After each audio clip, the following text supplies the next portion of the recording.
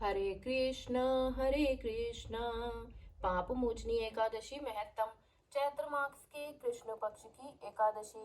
धर्मराज युधिष्ठिर बोले, हे भगवान, आप चैत्र मास के कृष्ण पक्ष की एकादशी के बारे में बतलाइए। इस एकादशी का नाम क्या है, इसमें कौन से देवता की पूजा की जाती है तथा विधि क्या है, तो सब विस्तार पूर्वक कहिए। श्री कृष्ण भगवान बोले, हे राजन, एक समय माधानता ने लोमश ऋषि से पूछा था कि हे मुनि, चैत्र मास के शुक्ल पक्ष की एकादशी का नाम क्या है तथा उसकी विधि क्या है, तो सब पूरी तरह से कहिए। लोमश ऋषि बोले कि हे राजन, चैत्र मास के कृष्ण पक्ष की एकादशी का नाम पाप मोचनी एकादशी है।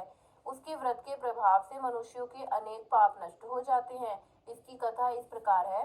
प्राचीन काल में एक चैत्र रथ नामक वन था। उसमें अप्सराएं वास करती थीं। वहां हर समय बसंत रहता था, अर्थात उस जगह सदैव प्रत्येक तरह के पुष्प खिले रहते थे। उस जगह गंधर्व कन्याएं विहार किया करती थी। वन में इंद्र अन्य देवताओं के साथ क्रीड़ा किया करते थे। उस वन में एक मेधावी नामक मुनि तपस्या करते थे। वे शिव भक्त थे। एक दिन मंजू घोषा नामक एक अप्सरा उनको मोहित करने के लिए सितार बजाकर मधुर स्वर में गाने लगी।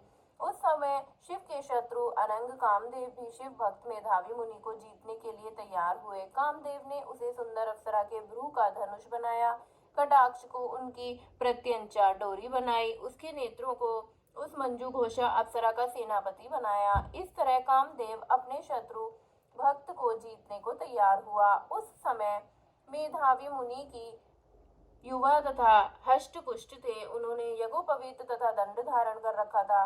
वे दूसरे कामदेव के समान प्रतीत होते थे। उस मुनि को देखकर कामदेव के वश में हुई मंजू घोषा ने धीरे धीरे मधुर वाणी से वीणा पर गाना शुरू किया, तो मेधावी मुनि भी मंजू घोषा के मधुर गाने पर तथा उसके सौंदर्य पर मोहित हो गए। वह अप्सरा उन मुनि को कामदेव से पीड़ित जानकर उनसे आलिंगन करने लगी। वह मुनि उसके सौंदर्य पर मोहित होकर शिव रहस्य को भूल गए और काम वशीभूत होकर उसके साथ रमण करने लगे। उस मुनि को काम के वशीभूत होने के कारण उस समय दिन रात्रि का कुछ भी ध्यान न रहा और बहुत समय तक रमण करते रहे।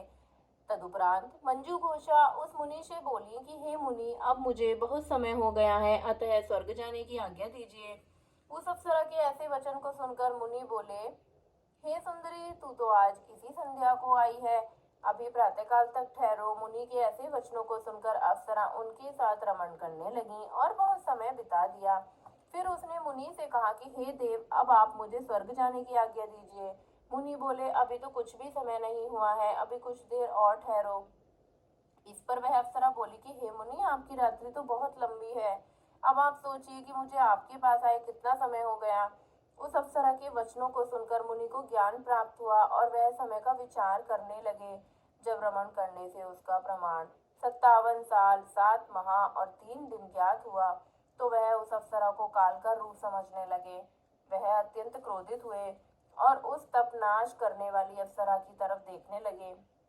उनके अधर कांपने लगे और इंद्रियां व्याकुल होने लगी।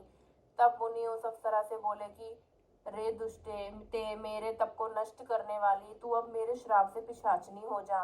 तू महान पापिन और दुराचारिणी है, तुझे धिक्कार है। उन मुनि के क्रोध युक्त श्राप से वह पिशाचनी हो गई। तब वह बोली कि हे मुनि, अब मुझ पर क्रोध को त्याग कर प्रसन्न हो जाओ और इस श्राप का निवारण कीजिए। विद्वानों ने कहा है कि साधुओं की संगत अच्छा फल देने वाली है, इसीलिए आपके साथ में मेरे तो बहुत वर्ष व्यतीत हुए हैं, अतः अब आप मुझे पर प्रसन्न हो जाइए। तब मुनि को कुछ शांति मिली और उस पिशाचिनी से बोले कि रे दुष्टी, तूने मेरा बड़ा बुरा किया है, परंतु फिर भी मैं श्राप से छूटने का उपाय बतलाता हूँ।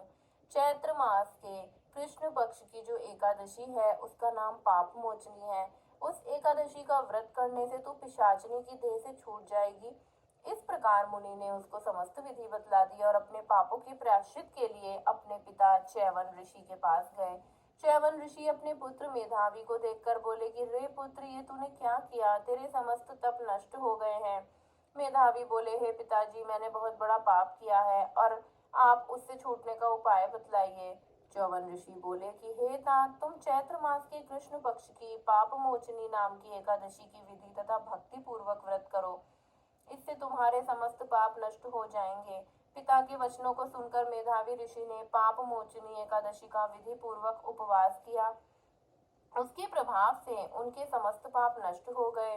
मंजू घोषा अप्सरा भी पाप मोचनी एकादशी का व्रत करने से पिशाचिनी की देह से छूट गईं और सुंदर रूप धारण करके स्वर्ग लोक चली गईं। लोमश मुनि बोले कि हे राजन, इस पाप मोचनी एकादशी के प्रभाव से सब पाप नष्ट हो जाते हैं। इस एकादशी की कथा के श्रवण व पढ़ने से 1000 गौदान करने का भी फल मिलता है। इस व्रत के करने से ब्रह्म हत्या करने वाले, स्वर्ण चुराने वाले, मद्यपान करने वाले, अगम्यागमन करने वाले आदि के पाप नष्ट हो जाते हैं और अंत में स्वर्ग लोक को जाते हैं। राधे कृष्ण।